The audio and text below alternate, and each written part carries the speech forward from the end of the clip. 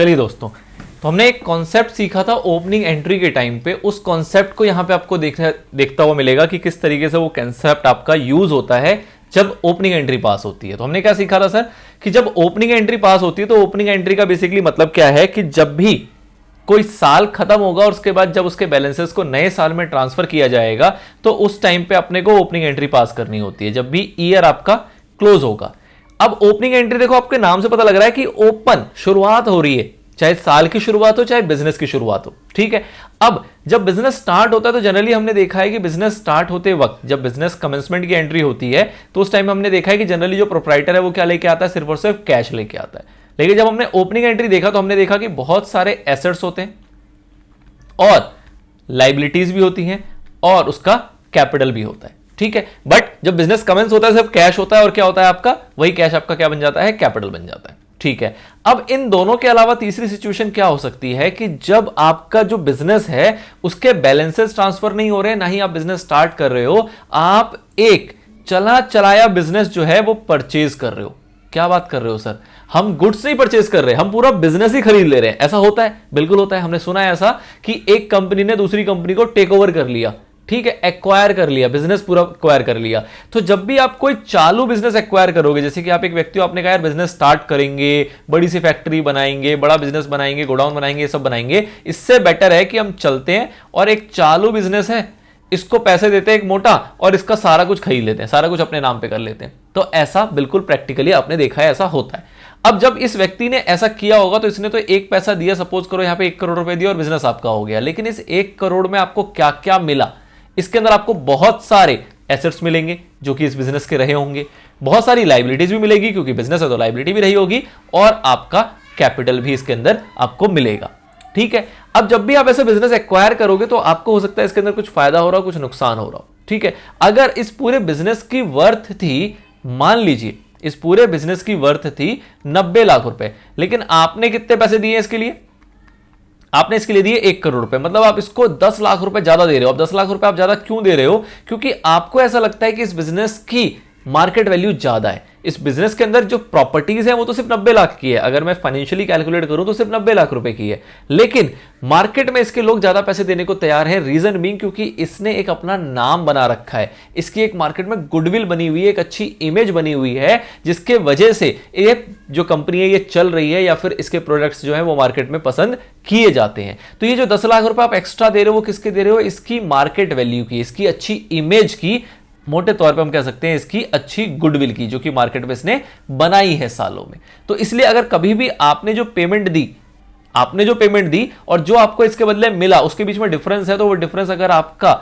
ज्यादा है, मतलब आपने ज्यादा पैसे दिए हैं, दैट मींस वो आपका गुडविल होगा। और अगर आपने कम पैसे दिए हैं तो इसकी इमेज अच्छी नहीं होगी, तो उसको हम कहां लिखते हैं, उसको हम लिखते हैं कैपिटलिज्म में। तो ये मैंने आपको समझाया था कि जब भी आप एसेट लायबिलिटी कैपिटल का डिफरेंस, मतलब इसको कंपेयर करते हो, और अगर आपको एसेट में कुछ बैलेंस दिख रहा है तो वो बैलेंस गुडविल माना जाता है, यही मानते हुए कि आपकी कैपिटल ज्यादा लगी, लायबिलिटी ज्यादा लगी है, लेकिन उसके हिसाब से एसेट कम है, तो आपका जो डिफरेंस फिगर है वो किसके नाम से होगा, गुडविल के नाम से होगा, जो कि आपने उसकी अच्छी इमेज की वजह से वो पैसे पे किए हैं। और वही अगर उसमें नेगेटिव डिफरेंस है, मतलब एसेट ज्यादा है और लायबिलिटी की वैल्यू कम है, तो मतलब कि उसकी एसेट्स की वैल्यू अच्छी नहीं होगी, मतलब कि एसेट जो बुक्स में रखे हुए हैं जिस वैल्यू पे, उतने काम के वो एसेट्स नहीं होंगे, तो वो एक प्रकार का लॉस है। उस लॉस को आप कैपिटल रिजर्व के नाम से लिखते हो अपने लायबिलिटी साइड में, ठीक है। तो दिस इज द कॉन्सेप्ट जो कि हमने ओपनिंग एंट्री में भी समझा था, पिछली वीडियो में भी जब हमने ओपनिंग एंट्री देखी थी तो वहां पे भी इसका बेसिक समझ लिया था। अब हमने करंट सवाल को देखते हुए, क्वेश्चन नंबर 11 को देखते हुए इसको और डिटेल में डिस्कस कर लिया है। अब आते हैं अपने सवाल के ऊपर।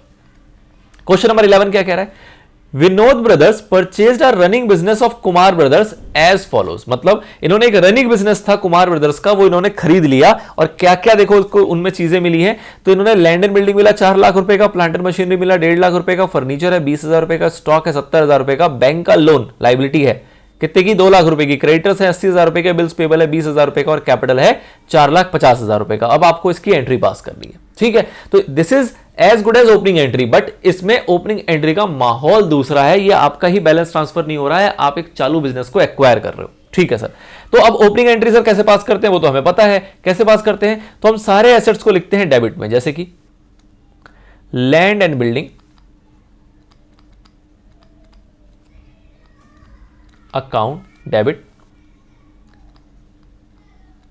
Plant and machinery account debit, furniture account debit, और क्या है सर, स्टॉक अकाउंट डेबिट, और क्या है सर, बस एसेट खत्म हो गए। लाइबिलिटी में आ जाओ।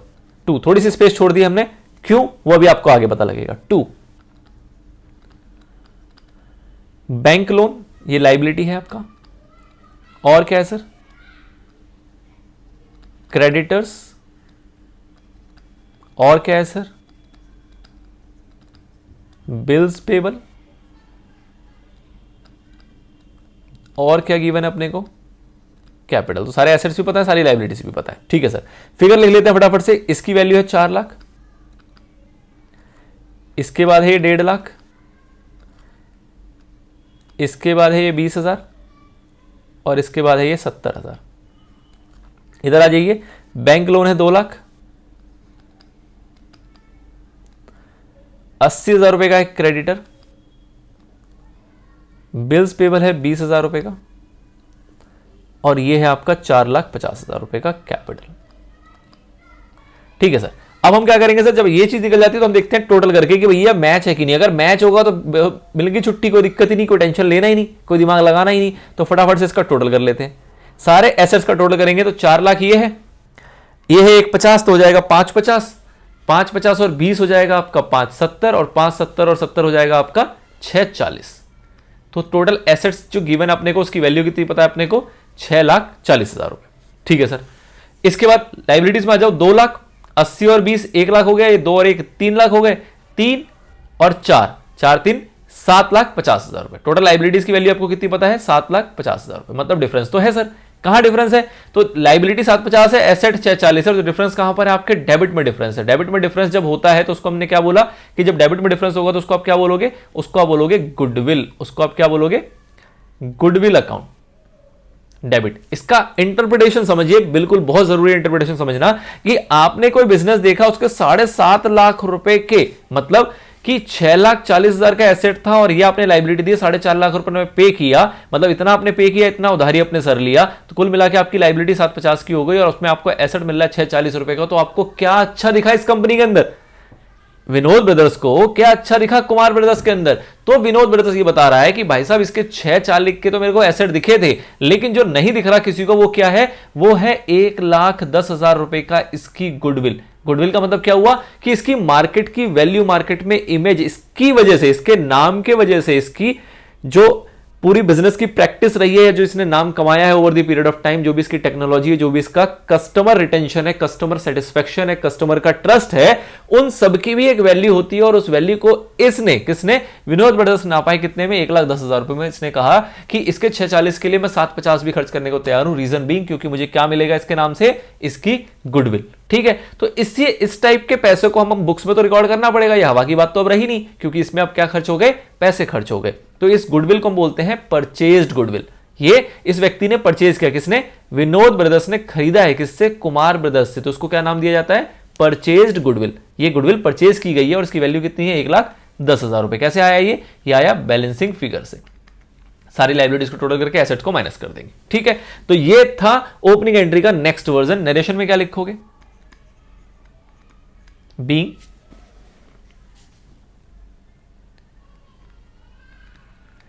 entry passed for purchase of business and goodwill recorded। हमने एंट्री पास की, परचेज ऑफ बिजनेस की और गुडविल को रिकॉर्ड कर लिया, जो कि हमारा आउटकम निकल के आया। Basically this is your answer, ऐसा कह सकते हो, आपका आंसर है ये कि आपने गुडविल निकाल के दे दिया 1,10,000 रुपए, और ये बिल्कुल अगर सही है तो आपको मिल गया पूरे नंबर। ठीक है, तो ये था एक इंटरेस्टिंग कॉन्सेप्ट जो कि हमें सीखना था। ओपनिंग एंट्री को लिंक करता हुआ है, लेकिन यहां पे बिजनेस परचेज की बात हो रही है। चलिए सर, आते हैं एक बेसिक क्वेश्चन के ऊपर जो हम पीछे करते हुए आ रहे हैं। क्वेश्चन नंबर 12, जनरलाइज करना है। कुछ ट्रांजैक्शंस दिए हुए हैं, उन ट्रांजैक्शंस को जनरलाइज करेंगे। सबसे पहला ट्रांजैक्शन क्या है आपके पास, कैश डिपॉजिट किया बैंक में 20,000 रुपए। अब ये इजी हो गया, थोड़ा सा मैं स्पीड बढ़ा सकता हूं, आई होप आपको कोई दिक्कत नहीं होगी। कैश डिपॉजिट किया बैंक में, तो क्या होगा, बैंक में पैसा आ रहा है, बैंक अकाउंट डेबिट करेंगे, कैश डिपॉजिट कर रहे हो तो कैश आपका जा रहा है, तो कैश अकाउंट आपका क्रेडिट हो जाएगा कितने से, 20,000। ठीक है सर। आगे, goods given as free sample 4,000, sample के तौर पे आपने मुफ्त में गुड्स बंटवा दिए, तो इसको हम बोलते हैं, इसका पर्पस क्या होता है, इसका पर्पस होता है एडवर्टीजमेंट, और एडवर्टीजमेंट आपके लिए क्या है, एक प्रकार का एक्सपेंडिचर। तो एडवर्टीजमेंट अकाउंट एक्सपेंडिचर है, डेबिट हो जाएगा, सारे एक्सपेंसेस डेबिट होते हैं, तो एडवर्टीजमेंट अकाउंट डेबिट टू, आप क्या बंटवा रहे हो, गुड्स, तो गुड्स बंटवाओगे तो आपका जो परचेज है उतने से क्या हो जाएगा, कम हो जाएगा, तो परचेज अकाउंट क्रेडिट हो जाएगा, कितना अमाउंट, 4,000। ठीक है sir. Next, further capital introduce by businessman 70,000 रुपए, कैपिटल इंट्रोड्यूस किया है बिजनेसमैन ने 70,000 रुपए। तो कैपिटल इंट्रोड्यूस का मतलब क्या होता है कि कैपिटल लेके आया, मतलब पैसा लेके आया, बिजनेस में पैसा कम पड़ रहा था, तो जो उसका बिजनेसमैन है, जो प्रोप्राइटर है, उसने और पैसा लेके आया। तो जब भी पैसा आता है बिजनेस के अंदर, तो एंट्री क्या होती है, cash account debit to capital account, cash account debit to capital account. जैसे कि जब बिजनेस स्टार्ट करता है तब भी एंट्री क्या होती है, यही होती है, तो वही एंट्री आप बाद में भी करोगे। अल्टीमेटली हो क्या रहा है, बिजनेस में पैसा आ रहा है तो कैश अकाउंट डेबिट, और उतनी की लायबिलिटी भी आ रही है तो कैपिटल अकाउंट आपका क्रेडिट हो जाएगा। कितना पैसा ला रहा है ये, 70,000 रुपए, तो 70,000 रुपए से डेबिट, 70,000 रुपए से क्रेडिट। आगे, मिस्टर जॉन बिकम्स इंसॉल्वेंट, भाई साहब इंसॉल्वेंट हो गए। अ डिविडेंड ऑफ ₹50 पैसा इन अ रुपी रिसीव फ्रॉम हिम अगेंस्ट 4,000, कह रहा है 50 पैसा इन अ रुपी मिलेगा। 50 पैसा इन अ रुपी का मतलब क्या होता है, 50%। तो कह रहा है इनसे 4,000 रुपए लेने थे, लेकिन 50 पैसा इन अ रुपी मिलेगा, मतलब 2,000 रुपए मिलेंगे, 2,000 आपके डूब गए। तो उसके इसमें एंट्री क्या करते हो आप, जो मिल रहा है उसको कैश में ले लो, तो कैश अकाउंट डेबिट, जो डूब रहा है उसको बेड डेट दिखा दो, क्योंकि बेड डेट नुकसान है तो इसलिए वो डेबिट हो जाता है, तो बेड डेट अकाउंट डेबिट। और टोटल कुल पैसा मिलना कितना था और किससे मिलना था, तो उसका नाम पता है अपने को, क्या नाम है इसका, मिस्टर जॉन, तो to mister John. Mister John से मिलना कितना था, 4,000 रुपए, कैश कितना मिला, 2,000 रुपए, बेड डेट कितना हो गया, 2,000 रुपए। 50% इन रुपी का मतलब 50%। ठीक है सर, ये बात भी समझ में आती है। आगे बढ़िए, अगला सवाल क्या है, अगला है allow interest on capital ₹4,500, interest on capital दिया जा रहा है 4,500 रुपए का। तो इंटरेस्ट ऑन कैपिटल क्या है, फायदा है नुकसान है, आपके ऊपर, बिजनेस के पॉइंट ऑफ व्यू से सोचना है आपको। तो जो बिजनेसमैन है उसने कैपिटल दिया, आपके पास पैसा आया, अब आपको उसका ब्याज देना पड़ रहा है, तो आपके लिए एक्सपेंस है। इंटरेस्ट ऑन कैपिटल क्या है, आपके लिए एक्सपेंस है, और सारे एक्सपेंस क्या होते हैं, डेबिट या क्रेडिट, तो सारे एक्सपेंस होते हैं आपके डेबिट। तो आप क्या करोगे, इंटरेस्ट ऑन कैपिटल एक्सपेंस है तो आपने उसको डेबिट कर दिया, interest on capital account debit to.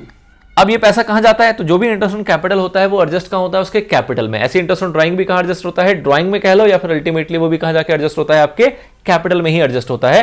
तो जो आपका प्रोप्राइटर है वो क्या बोलता है कि ऐसा है 45 रुपए मुझे देने की आवश्यकता नहीं है, मेरे कैपिटल में इसको बढ़ा लो, मेरे कैपिटल में इसको जोड़ लो। तो आप बोलते हो इतने से लायबिलिटी मेरी और बढ़ गई, ये इंटरेस्ट ऑन कैपिटल अभी दिया नहीं है, आगे चल के देना पड़ेगा, जो प्रोप्राइटर का पैसा था उसमें ये और जोड़ दिया गया कि लो भैया तुमको इतने पैसे हम और चुकाएंगे जो कि तुम्हारे ब्याज के हैं। ठीक है, तो लायबिलिटी बढ़ानी है आपको तो क्रेडिट करना पड़ेगा, तो कैपिटल अकाउंट आपका उतने से क्या हो जाएगा, क्रेडिट हो जाएगा, और ये खर्चा है तो खर्चा आपका डेबिट हो जाएगा। नरेशन में चिपकाओगे क्या, जो सवाल दिया हुआ था सभी पॉइंट्स पे। ठीक है, I hope this is the easy question, कोई दिक्कत नहीं हुई। क्वेश्चन 11th जो था वो इंटरेस्टिंग था, कॉन्सेप्चुअल था, वो समझ में आ गया। तो 12th I don't think so कोई ऐसी दिक्कत वाली बात थी, बट अगर कुछ किसी को था भी तो अब वो क्लियर हो जाना चाहिए।